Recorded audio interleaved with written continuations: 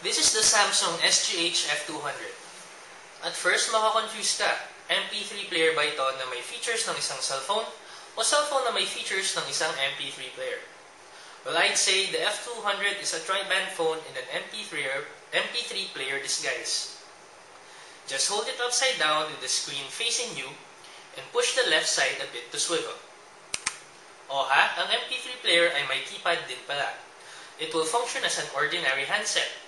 You can make calls, key an SMS, browse the web, and it also has the extra features of an organizer in an extraordinary style and design.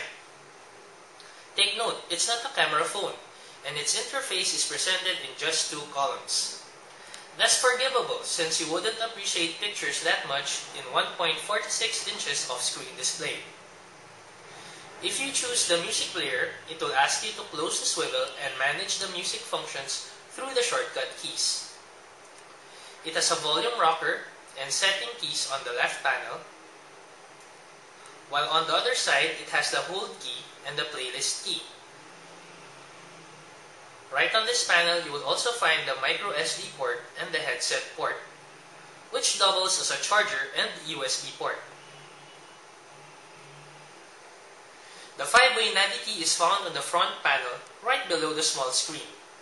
Take note, hindi ito responsive kapag idle ang phone at kung open naman ay selection key lang ang silbi nito.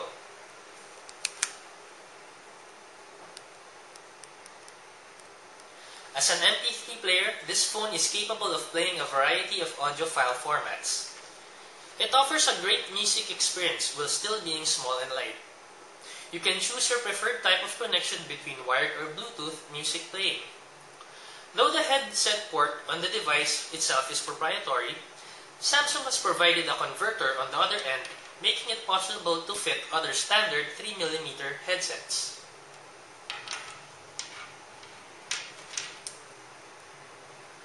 All in all, Samsung SGH F200 is a cutesy device.